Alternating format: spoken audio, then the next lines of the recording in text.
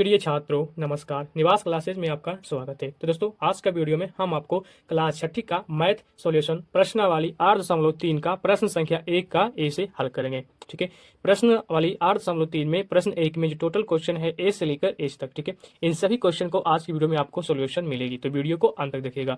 दोस्तों अगर आपको मेरे बताया गया गणित का सोल्यूशन अगर आपको अच्छी से समझ में आ जाती है तो हमारी वीडियो को लाइक करेंगे। अगर आप चैनल पर नए होंगे तो चैनल को सब्सक्राइब करेंगे ताकि इसी प्रकार के आप क्लास छठी का मैथ का वीडियो आप बारी बारी तरीके से आप देख सकते हैं। तो चलिए वीडियो को करते हैं शुरू। तो प्रश्न 1 में है कौन सी संख्या बड़ी है, कारण भी लिखिए।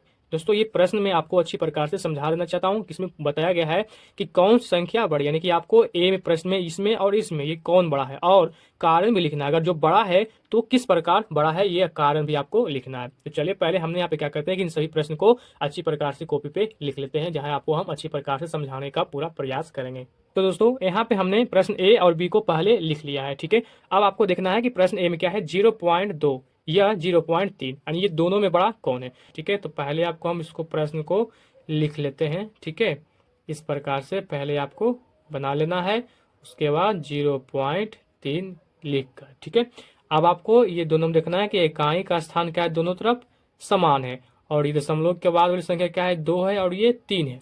हमारे ये संख्या में ये संख्या क्या हो रही है, बड़ा हो रही है, इसलिए आपको इस प्रकार का साइन लगाना है क्योंकि हमारा 0.3 जो है बड़ा है। ठीक है, अब आपको बताया गया है कारण भी लिखिए। तो दोस्तों कारण में आपको क्या लिखना है कि यहाँ पे क्या हुआ 0.3 बड़ा हो गया, तो आपको बस यही कारण में लिखना है यहाँ पे। ठीक है, आपको लिखना है इसीलिए 0.3 का दशांश। ठीक है, आपको इस प्रकार से लिखना है 0.3 का दशांश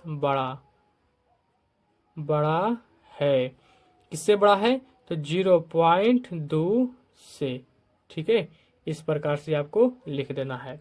इसी प्रकार से आगे प्रश्न बी में क्या है 0.07 है या 0.05 है, तो पहले आपको यहाँ लिख लेना है 0.07 और आपको इस प्रकार से यहाँ डिब्बा बना लेना है ताकि आप उसमें साइन का चिन्ह लगा सके। ठीक है, अब आपको देखना है कि दशमलव के पहले या दशमलव के पहले दोनों के मान क्या हो रहा है, बराबर हो रहा है। उसके बाद जीरो के बाद भी संख्या भी क्या हो रही है, समान, लेकिन यहाँ पे क्या है 0.07 0.05, तो यहाँ पे दशांश 0 हो रहा है, यहाँ पे दशांश 0 हो रहा है। शतांश 7 है और इसका शतांश 5 है, तो ये दोनों में बड़ा कौन हो रहा है, 7 हो रहा है, इसलिए आपको साइन इस तरफ की साइन लगाना है। अब आप यहाँ देख सकते हैं कि 0.07 इसमें बड़ा हो रहा है, तो आपको यहाँ कारण में लिखना है। ठीक है, कि 0.07 का यहाँ पे क्या हो रहा है इकाई की, सॉरी यहाँ पे क्या है ये दशांश हो गया, ये शतांश हो गया, तो आपको लिखना है 0.07 का शतांश। ठीक है, शतांश बड़ा है। किससे बड़ा है, तो 0.5 से है ना, सॉरी 0.05 से, तो यहाँ लिख देना है आपको 0.05 से। इस प्रकार से आपको लिख देना है। दोस्तों इसी प्रकार से नेक्स्ट क्वेश्चन को भी करेंगे, तो प्रश्न को यहाँ पे हम अच्छी प्रकार से लिख लेते हैं। तो दोस्तों यहाँ पे हमने सी और डी को लिख लिया। ठीक है, अब आपको यहाँ प्रश्न को पहले लिख लेना है 2, और ये इसमें क्या करना है डिब्बा के यहाँ पे चिन्ह लगाना है, और 0.9। अब आपको ये दोनों में बड़ा कौन है ये पकड़ना है। ठीक है दोस्तों, यहाँ पे सिर्फ आपको संख्या के रूप में 2 दिया गया है और इसमें 0.9 है, तो आपको अब इसमें समझना है कि दोनों में बड़ा कौन है। तो देख सकते हैं कि यहाँ इकाई के स्थान पे 0 है, लेकिन यहाँ पे क्या है 2 सिर्फ दिया गया है, तो आप यहाँ 0 मान सकते हैं दशमलव देने के बाद। अब देखिए दशमलव के रूप में आ गया है। अब आप यहाँ कह सकते हैं कि इकाई के स्थान पे यहाँ 2 है और यहाँ इकाई के स्थान पे 0 है, तो ये दोनों में बड़ा कौन हो रहा है, 2 हो रहा है। ठीक है, जब हमें इकाई का स्थान पता चला गया कि बड़ा बड़ा इसमें 2 हो रहा है, तो हमें दशमलव के बाद संख्या को जानना बिल्कुल जरूरी नहीं है, क्योंकि ये हमारा 2, इसको एक तरह और भी कह सकते हैं कि 2 रुपया 0 पैसा, और ये 0 पैसा 9, यानी कि लगभग क्या है 0 रुपया है, और पैसा में 9 पैसा है। ठीक है, इसे ऐसे भी जान सकते हैं आप। तो ये 2 रुपया पूरा है और ये पैसा सिर्फ है, ये रुपया हो गया और ये पैसा हो गया, इसलिए पैसा से रुपया बड़ा होता है ना, तो आप कह सकते हैं कि 2 रुपया यहाँ बड़ा हो रहा है, यानी कि साइन आपको इस प्रकार से लगा देना है। ठीक है, तो कारण में आपको लिखना है, इसीलिए कारण में क्या लिखना है कि 2 रुपया। ठीक है, प्रश्न में दिया है 2 या 0.9, तो आपको लिखना है 2। ठीक है, 2 बड़ा है। ठीक है, 2 बड़ा है किससे, 0.9 से, तो आपको लिखना है 0.9 से, ठीक है। क्योंकि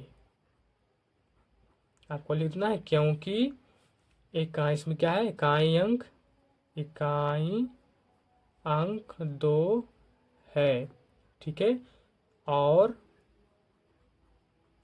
0.9 में दशांश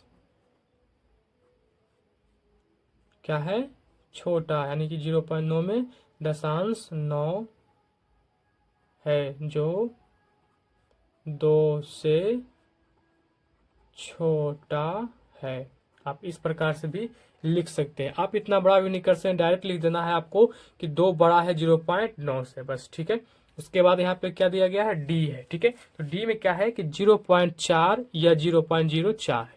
तो सबसे पहले आपको लिखना है 0.4, उसके बाद यहाँ आपको डिब्बा बना लेना है, फिर लिखना है 0.04।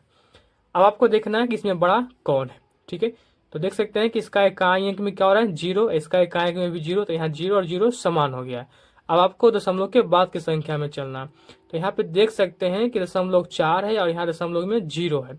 तो आप यानी कि दशमलव की इधर की संख्या क्या कहलाती है, दशांश कहलाती है, और इधर इसमें भी क्या होगा, दशांश होगा। यहाँ दशांश में क्या हो रहा है, ये 4 है और ये 0 है, ठीक है।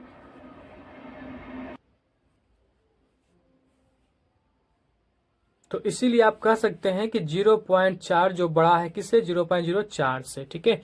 तो आपको ये साइड का साइन आपको लगा देना है।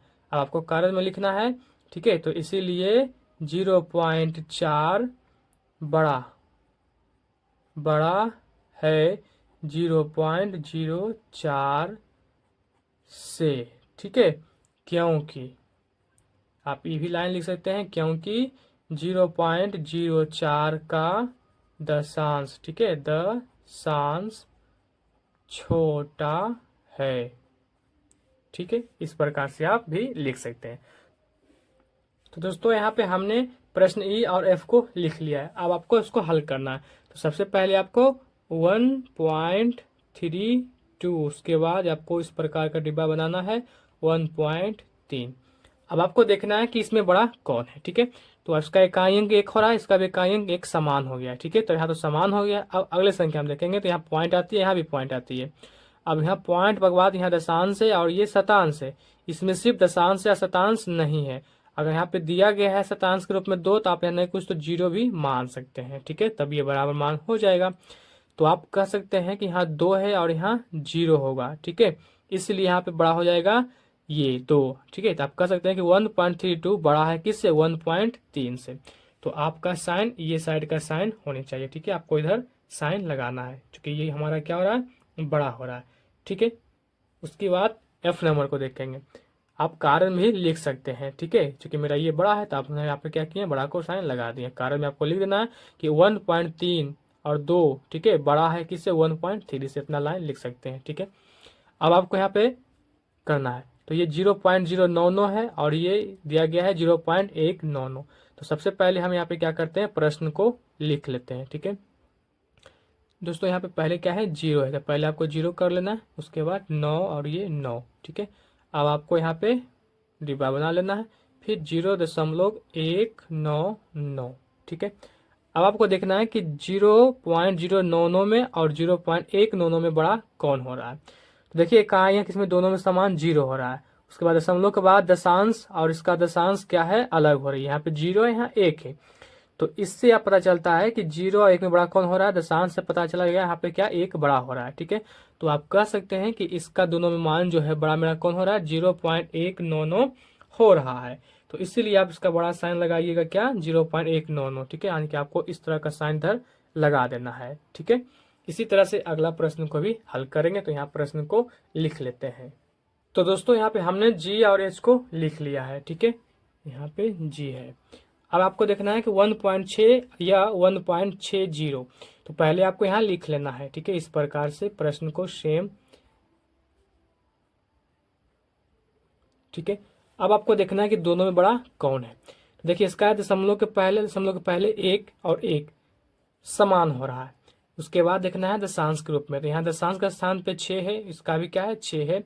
लेकिन यहाँ डबल संख्या के रूप में 0 दिया गया तो आप भी यहाँ 0 मान सकते हैं। ठीक है, लेकिन यहाँ पे समझना है आपको 1.6 और 1.6 भी दोनों समान हो रहे थे। लेकिन अब यहाँ देख सकते हैं कि 1.60 और 1.60 यहाँ दोनों क्या हो रही है, आपस में बराबर हो रही है। तो बराबर होने के लिए आपको इस प्रकार से साइन लगाना है, क्योंकि दोनों मान क्या हो रही है, बराबर हो रही है। तो आपको इस प्रकार से साइन लगाना है। ठीक है दोस्तों, यहाँ पे हमने कारण को नहीं लिख रहा है, क्योंकि आप जो है क्वेश्चन को अच्छी प्रकार से समझ गए।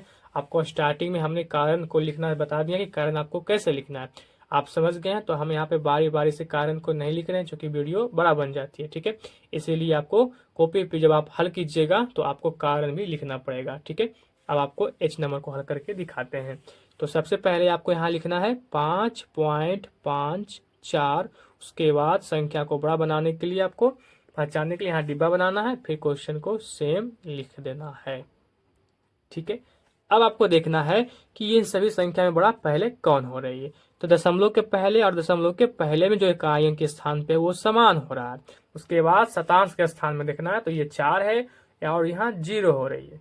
तो इससे पता चलता है, यानी शतांश से पता चल जाता है कि हमारा मान कौन बड़ा है। यानी ये 4 है और ये 0 है। ठीक है, तो इसमें पता चल गया कि 4 बड़ा है, इसलिए आपको साइन इधर की लगाना है, क्योंकि हमारा 5.54 जो है क्या है, बड़ा है। ठीक है, तो आपको इस प्रकार से लिख देना है। तो इसी प्रकार से आपको हल करना है। तो मैं आशा करता हूं कि आप प्रश्नावली 8.3 का प्रश्न संख्या 1 का ए से लेकर एच तक का सभी क्वेश्चन अच्छी प्रकार से समझ गए। दोस्तों, अगर वीडियो आपको अच्छी प्रकार से समझ में आ गई हो तो वीडियो को लाइक कर दीजिएगा। अगर आप चैनल पे नए हैं तो चैनल को सब्सक्राइब जरूर कीजिएगा। ठीक है, तो इसी प्रकार से अगले प्रश्न को भी हल करेंगे दोस्तों प्रश्न 2 में है 5 और दशमलव संख्या के युग्म लिखकर उनमें से बड़ी संख्या ज्ञात करें। दोस्तों, यहाँ प्रश्न 2 भी दिया गया है, लेकिन इसमें इस प्रकार से प्रश्न नहीं दिया गया है। प्रश्न आप अच्छी प्रकार से पढ़िए और समझिए, तब आपको पता चलेगा इस प्रश्न में क्या दिया गया है। कह रहा है कि 5 और दशमलव संख्या के युग्म लिखकर उनमें से बड़ी संख्या ज्ञात कीजिए, मतलब कि खुद से आपको इस प्रकार के क्वेश्चन आपको बनाना है। कितना? 5। ठीक है, और उसका आंसर भी ज्ञात करना है कि दोनों में कौन बड़ा है। यानी सेम इसी प्रकार का क्वेश्चन आपको खुद से लिखना है।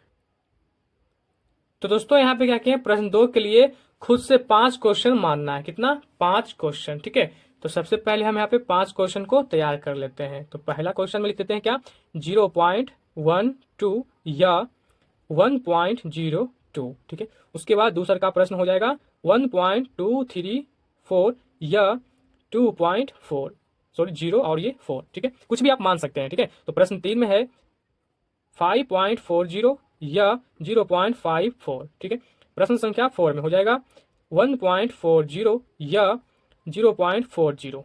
ठीक है, उसके बाद प्रश्न 5 में हो जाएगा 0.05 या 0.50। आपको इसी प्रकार के 5 क्वेश्चन खुद लिखना है और उसको इसी प्रकार से, जिस प्रकार प्रश्न 1 का ए में सभी हल किए हैं आप, इसी प्रकार से आपको इन प्रश्न को भी हल करना है। दोस्तों, आप प्रश्न 1 अच्छी प्रकार से समझ गए हैं, तो आप 2 को, आप इन सभी प्रश्न जो हमने यहाँ पे लिखा है इसका जवाब आप हमें बारीकी तरीके से कमेंट बॉक्स में देंगे। मैं आशा करता हूँ कि आप इन प्रश्न को अच्छी प्रकार से हल करके आप कमेंट बॉक्स में इसका जवाब जरूर देंगे।